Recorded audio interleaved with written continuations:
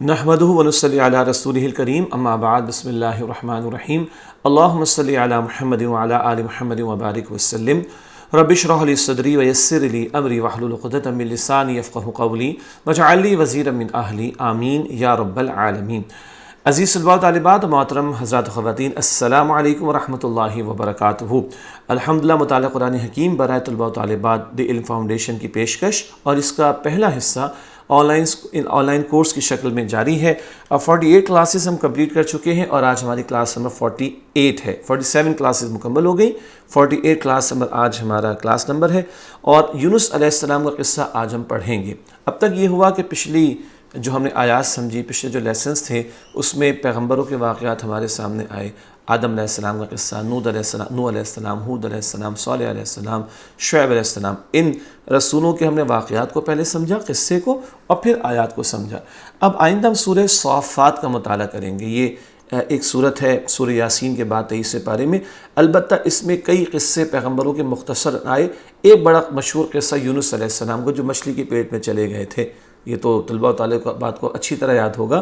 تو پہلے ہم اس قصے کو پڑھنے، پھر سورہ صافات کا مطالعہ کریں گے، اور اس میں انشاءاللہ یونس علیہ السلام کا قصہ بھی ہمارے سامنے آئے گا۔ تو آج ہماری کلاس نمبر 48 ہے، یونس علیہ السلام کا قصہ ہے، اور صفحات جو کتاب کے ہیں وہ 147، 148، 149 بک کے جو پیجز ہیں 147، 148، 149، 147، 148 اور 149۔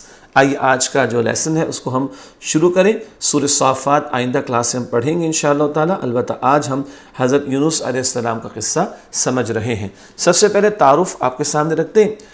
حضرت یونس بن متہ علیہ السلام حضرت ہود علیہ السلام کی نسل میں سے ہیں۔ قرآن حکیم میں آپ علیہ السلام کا ذکر ذو النون اور صاحب الحوت یعنی مچھلی والے کے لقب سے کیا گیا ہے۔ ذو النون بھی کہا گیا آپ کو، اور صاحب الحوت مچھلی والے بھی کہا گیا۔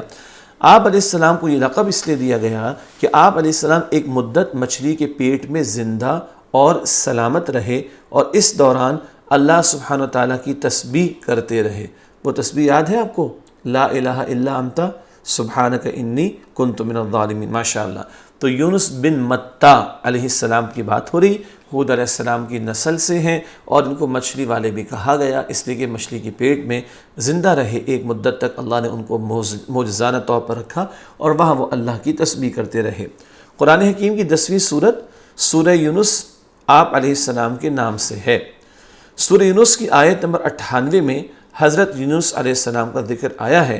سورہ یونس کے علاوہ سورۃ النساء آیت نمبر 163، سورہ انعام آیت نمبر 86، سورۃ الانبیاء آیت نمبر 87 اور 88، سورہ صافات آیات 139 تا 148، اور سورۃ القلم آیات 48 سے 50 میں بھی حضرت یونس علیہ السلام کا ذکر فرمایا گیا۔ تو کئی صورتوں میں آپ کا مختصر ذکر آیا، لیکن زیادہ آیا سورہ صافات میں، جو ہم اگلی کلاس جو ہماری ہوگی اس کا مطالعہ کئی دن تک کریں گے انشاءاللہ تعالی۔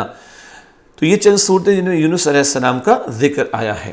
نینوا شہر کا حال، ان کا علاقہ نینوا، اللہ سبحانہ وتعالیٰ نے حضرت یونس علیہ السلام کو عراق کے شہر نینوا کے لوگوں کی طرف رسول بنا کر بھیجا تھا۔ عراق پرانا نام اس کا نینوا، بلکہ اس کا پرانا نام تو ہے بابل۔ تو عراق کے شہر نینوا کی طرف بھیجا گیا حضرت یونس علیہ السلام کو۔ عراق کا پرانا نام بابل ہے۔ شہر کی آبادی 1 لاکھ سے زیادہ تھی۔ نینوا دریائے دجلہ کے کنارے ایک بہت بڑا اور با رونق شہر تھا۔ اس شہر کے کھنڈرات موجودہ عراق کے شہر موصل کے قریب پائے جاتے۔ کھنڈرات، جب کوئی عمارت تباہ ہو جائے تو جو ہلکا پھلکا اسٹرکچر تھوڑا سا باقی رہ جاتا ہے، کھنڈر سے ہوتے ہیں، بس ویران ہو جاتا ہے وہ سب کچھ۔ تو یہ کھنڈرات عراق کے شہر موصل کے قریب پائے جاتے ہیں۔ تو یونس علیہ السلام عراق کے شہر نینوا کی طرف بھیجے گئے۔ 1 لاکھ سے زیادہ کی وہاں آبادی۔ نینوا دریائے دجلہ کے کنارے ایک بہت بڑا اور بارونق شہر تھا۔ اس کے کھنڈرات آج بھی عراق کے شہر موصل کے قریب پائے جاتے ہیں۔ قوم کے کفر اور ہر دھرمی کا حال۔ شہر نینوا میں آباد لوگ کفر، شرک اور بت پرستی میں مبتلا تھے۔ حضرت یونس علیہ السلام نے کئی سال تک انہیں اللہ سبحانہ وتعالیٰ کا پیغام پہنچایا، مگر ان پر کچھ بھی اثر نہ ہوا، اور وہ آپ علیہ السلام کا انکار اور آپ علیہ السلام کی مخالفت کرتے رہے۔ کفر میں، شرک میں، بت پرستی میں مبتلا تھے۔ حضرت یونس علیہ السلام نے بہت سمجھایا مگر انہوں نے مان کر نہیں دی بات اور ہر دھرمی کے روش پر اڑے رہے اور انکار کرتے رہے، مخالفت کرتے رہے۔ قوم کو اللہ تعالیٰ کے عذاب سے ڈرانا، انکار پر ڈٹے رہنے کی وجہ سے جب اہل نینوا پر اللہ تعالیٰ کا عذاب نازل ہونے کا فیصلہ ہو گیا تو حضرت یونس علیہ السلام نے اپنی قوم کو خبر دی کہ اب 3 دن کے بعد تم پر اللہ تعالیٰ کا عذاب آ جائے گا۔ جب عذاب کا وعدہ پورا ہونے میں کچھ وقت رہ گیا تو حضرت یونس علیہ السلام اپنی قوم کے کفر اور نافرمانی پر ان سے ناراض ہو کر نینوا شہر سے دور چلے گئے۔ اللہ کا عذاب تو آنے والا تھا اور 3 دن کی مہلت بتا دی یونس علیہ السلام نے، لیکن قوم اس قدر ہٹ دھرمی پر اتر آئی تھی کہ حضرت یونس علیہ السلام ان سے ناراض ہو گئے اور ان کی کفر اور نافرمانی پر ناراضگی کا اظہار کرتے ہوئے شہر نینوا سے دور چلے گئے۔ جبکہ اللہ تعالیٰ کی طرف سے آپ علیہ السلام کو اپنی قوم کو چھوڑ کر جانے کی ابھی باقاعدہ اجازت نہیں دی گئی تھی۔ ایسے موقع پر اللہ تعالیٰ کی سنت، یعنی اللہ کا طریقہ، اللہ کا قانون یہ رہی ہے، اللہ کی سنت کہ رسول اپنی مرضی سے اپنی بستی کو نہیں چھوڑتے جب تک کہ اللہ سبحانہ تعالیٰ کی طرف سے باقاعدہ ہجرت کا حکم نہ آ جائے۔ اللہ تعالیٰ واضح حکم عطا فرماتا ہے پھر پیغمبر علاقے کو چھوڑ کر جاتے ہیں، لیکن یونس علیہ السلام قوم کے اعمال کو دیکھ کر اس قدر غصے ہوئے کہ وہ ناراض ہو کر ان کو چھوڑ کر چلے گئے تھے۔ مگر اللہ تعالیٰ سے مضبوط تعلق کی بنا پر حضرت یونس علیہ السلام یہ امید کرتے ہوئے جلدی چلے گئے کہ اللہ تعالیٰ کی طرف سے اجازت عطا ہو جائے گی، کیونکہ عذاب تو آنے والا ہے۔ اس امید پر کہ اللہ تعالیٰ کی طرف سے اجازت عطا ہو جائے گی یونس علیہ السلام چلے گئے۔ اللہ سبحانہ تعالیٰ نے حضرت یونس علیہ السلام کی اس طرح ہجرت کر جانے کی وجہ سے اس قوم کے معاملے میں نرمی فرمائی۔ پیغمبر چلے گئے قوم کو چھوڑ کر، اللہ تعالیٰ نے اس قوم کے ساتھ ایک نرمی کا معاملہ فرمایا۔ قوم پر اللہ تعالیٰ کے عذاب کے سائے، وہ نرمی کا معاملہ کیا ہے بھی ذکر آ جائے گا انشاءاللہ تعالیٰ۔ مجھے پتہ ہے کہ آپ کے ذہن میں سوال آیا ہوگا، تھوڑی دیر میں جواب آئے گا وہ نرمی کیا ہوئی تھی ان کے ساتھ۔ قوم پر اللہ تعالیٰ کے عذاب کے سائے، حضرت یونس علیہ السلام کے چلے جانے کے بعد قوم پر عذاب کے آثار نظر آنے لگے۔ شہر نینوا پر سیاہ بادل چھا گئے، کالی گھٹائیں جسے ہم کہتے ہیں، اور تاریک دھواں اس قوم کے گھروں کی طرف بڑھنے لگا۔ اللہ اکبر! بادل سیاہ چھا گئے اور تاریک دھواں قوم کے گھروں کی طرف بڑھنے لگا۔ لوگ عذاب کے آثار دیکھ کر ڈر گئے۔ اس وقت انہوں نے حضرت یونس علیہ السلام کو تلاش کرنا شروع کیا، اور جب وہ نہ ملے تو اہل نینوا شدید پریشان ہو گئے کہ کہاں چلے گئے یونس علیہ السلام۔ انہیں یقین ہو گیا کہ وہ لوگ اللہ تعالیٰ کے عذاب میں گرفتار ہونے والے ہیں جس سے حضرت یونس علیہ السلام انہیں ڈرایا کرتے تھے۔ یونس علیہ السلام تو غصے میں چلے گئے تھے ان کو چھوڑ کر، ناراض ہو کر۔ ادھر یہ قوم اب پریشان ہو رہی ہے کہ جس سے یونس علیہ السلام ڈراتے تھے وہ عذاب ہم پر آنے ہی والا ہے۔ قوم کی اجتماعی توبہ۔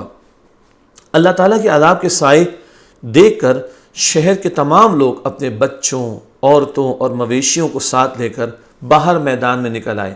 انہوں نے اللہ سبحانہ تعالیٰ کے حضور اپنے گناہوں کا اعتراف کیا اور عذاب سے اللہ سبحانہ تعالیٰ کی پناہ مانگنے لگے۔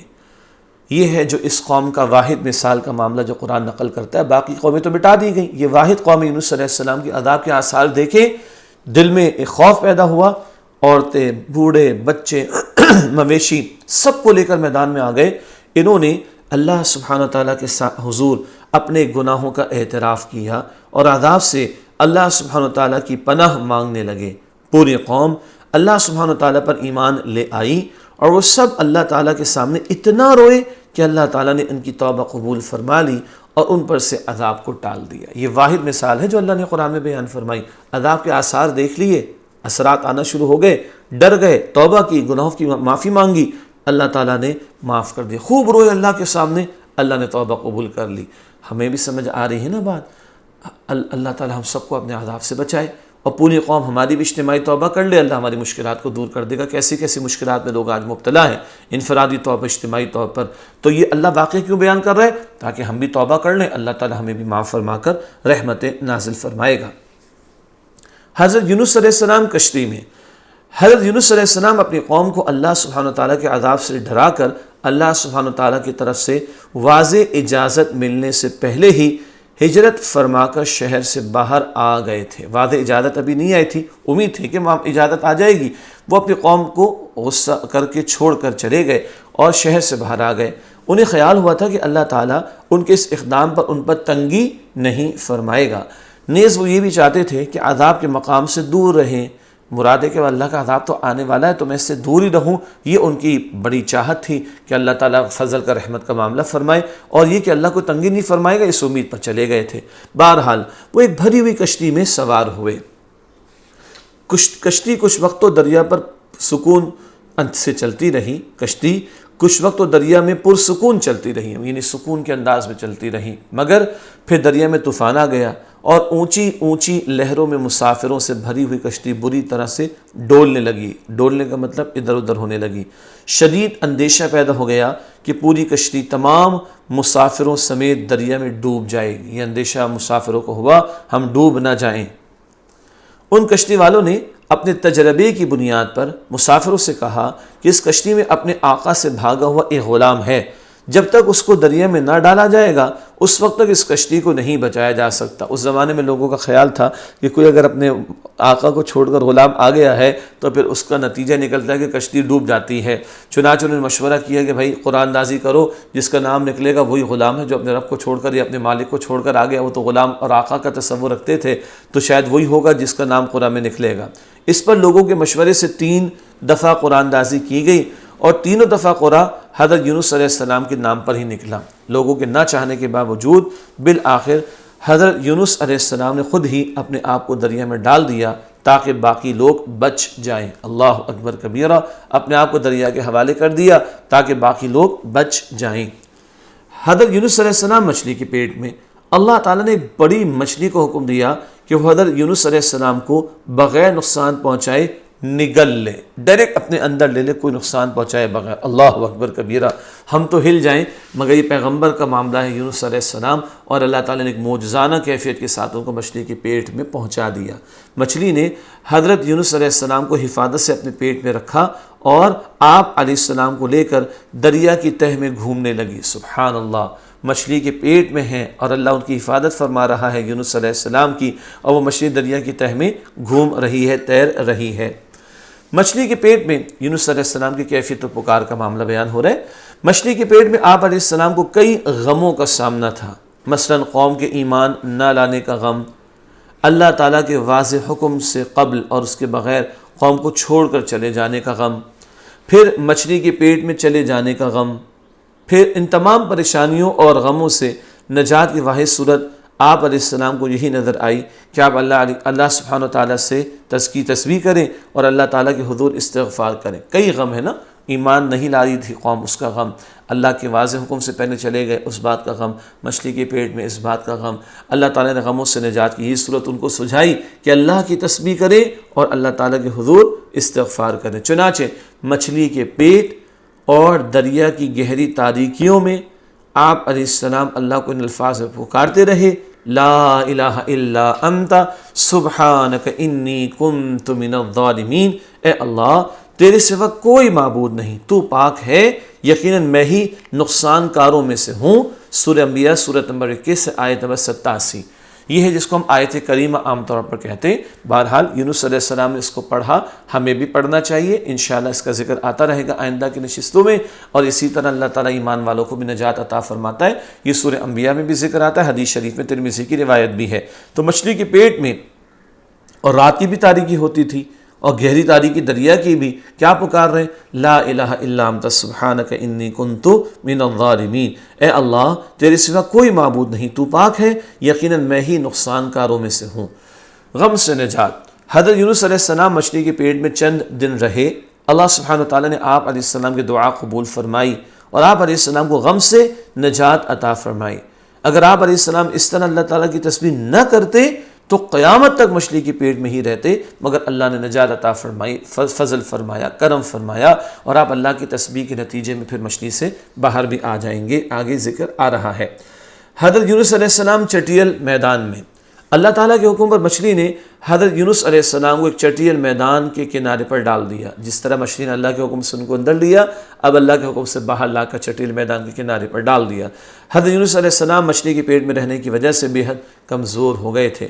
جس جگہ مچھلی نے انہیں ڈالا تھا وہ ایک چٹیل میدان تھا۔ اللہ سبحانہ وتعالیٰ نے معجزانہ طور پر وہاں ایک کدو کی بیل پیدا کر دی۔ چٹیل میدان میں تو کچھ نہیں ہوتا، لیکن اللہ جو چاہے سو کر سکتا ہے۔ اللہ تعالیٰ تو مسبب الاسباب ہے نا، ہم اسباب کے پابند ہیں، اللہ اسباب کا پابند نہیں۔ اللہ نے معجزانہ طور پر وہاں ایک کدو کی بیل پیدا کر دی جو حضرت یونس علیہ السلام کے لیے غذا، شفا اور آرام کا ذریعہ بن گئی۔ سایہ بھی اللہ نے عطا فرما دیا، آرام کا باعث بھی بنا دیا، شفا کا باعث بھی بنا دیا، غذا کا ذریعہ بھی بنا دیا۔ کدو کی بیل اللہ نے پیدا کر دی تھی۔ اللہ تعالیٰ کی خاص رحمت اور فضل سے حضرت یونس علیہ السلام جلد ہی صحت مند ہو گئے۔ حضرت یونس علیہ السلام کو اپنی قوم کی طرف واپس آنا۔ حضرت یونس علیہ السلام جب کچھ صحت مند ہو گئے تو اللہ تعالیٰ نے آپ علیہ السلام کو دوبارہ اسی قوم یعنی اہل نینوا کی طرف جانے کا حکم دیا۔ اہل نینوا حضرت یونس علیہ السلام کے واپس آنے پر بہت خوش ہوئے۔ پوری قوم آپ علیہ السلام پر ایمان لے آئی اور پھر وہ لوگ آپ علیہ السلام کی ہدایت پر عمل کرتے ہوئے اللہ سبحانہ و تعالیٰ کی فرمانبرداری میں زندگی گزارنے لگے۔ اللہ سبحانہ و تعالیٰ نے ایک مقررہ مدت تک انہیں زندگی کا ساز و سامان مہیا فرمایا۔ دنیا ہمیشہ کے لیے تو نہیں ہے نا، مقررہ مدت تک کے لیے عارضی ہے۔ یہ مقررہ مدت تک انہیں زندگی کا ساز و سامان مہیا فرما دیا۔ یہ بہت خوبصورت بات ہو گئی۔ قوم نے اجتماعی توبہ کی تھی، اللہ نے قبول فرما لی تھی۔ یونس علیہ السلام کی اللہ نے حفاظت فرمائی، واپس اس قوم کی طرف آئے، قوم نے آپ کی دعوت قبول کی، قوم ایمان لے آئی اور اللہ تعالیٰ کی فرمانبرداری میں لگ گئی۔ اللہ تعالیٰ نے دنیا کی بھی نعمتیں ان کو عطا فرمائی۔ حضرت یونس علیہ السلام کے قصے میں ہمارے لیے سبق، اللہ سبحانہ و تعالیٰ اور اس کے رسولوں کی اطاعت کرنے والے اور توبہ و استغفار کرنے والے عذاب سے بچ جاتے ہیں۔ جو اللہ اور اس کے رسول کی اطاعت کرے، توبہ اور استغفار کا اہتمام کرے، اللہ تعالیٰ ان کی حفاظت فرماتا ہے۔ ہمیں بھی ہمیشہ اللہ سبحانہ و تعالیٰ اور اس کے رسول خاتم الانبیاء حضرت سیدنا محمد مصطفیٰ صلی اللہ علیہ وسلم کی اطاعت کرتے رہنا چاہیے۔ جو لوگ موت سے پہلے اللہ سبحانہ وتعالیٰ کی بارگاہ میں سچی توبہ کر لیں تو وہ اللہ تعالیٰ کے عذاب سے بچ سکتے ہیں۔ اس قوم پر عذاب آ گیا تھا، شروع ہوا چاہ رہا تھا معاملہ، قوم نے توبہ کی، اللہ نے معاف کر دیا۔ اسی طرح آج ہم بھی سچی توبہ کر لیں، اللہ تعالیٰ کی پکڑ اور عذاب سے بچ جائیں گے اور اس کی رحمتوں کے مستحق ہو جائیں گے۔ البتہ اجتماعی عذاب سے بچنے کے لیے اجتماعی توبہ ضروری ہے۔ آج ہمارے مسائل اجتماعی سطح پر ہیں تو توبہ بھی اجتماعی سطح پر ضروری ہے۔ البتہ اجتماعی عذاب سے بچنے کے لیے اجتماعی توبہ ضروری ہے۔ اللہ سبحانہ وتعالیٰ کی تسبیح اور تقدیس، سبحان اللہ کہنا، الحمدللہ کہنا اور اس کا ذکر اور صبر کرنے سے انسان کی پریشانیاں دور اور مشکلات حل ہو جاتی ہیں۔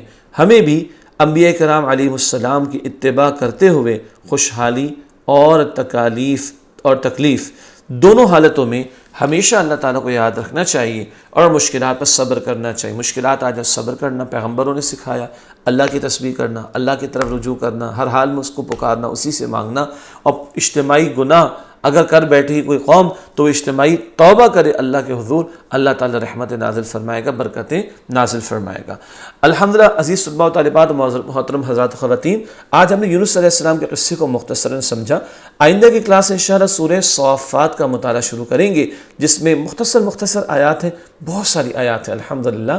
البتہ پیغمبروں کے واقعات بھی جن میں ایک قصہ یونس علیہ السلام کا بھی آئے گا، چنانچہ پہلے ہم نے قصہ پڑھ لیا، اگلی کلاس انشاءاللہ ہم سورہ صافات کا مطالعہ شروع کریں گے۔ اللہ تعالیٰ سے میں دعا کرتا ہوں اللہ تعالیٰ مجھے، آپ کو، ہم سب کو اپنی کتاب سے مزید محبت عطا فرمائے، ہم قرآن کی سیکھنے سکھانے میں اور آگے بڑھیں۔ اللہ تعالیٰ ہم سب کو اپنی رحمتوں سے نوازے، آمین یا رب العالمین۔ انشاءاللہ اگلی کلاس میں آپ سے ملاقات ہوگی۔ السلام علیکم ورحمۃ اللہ وبرکاتہ۔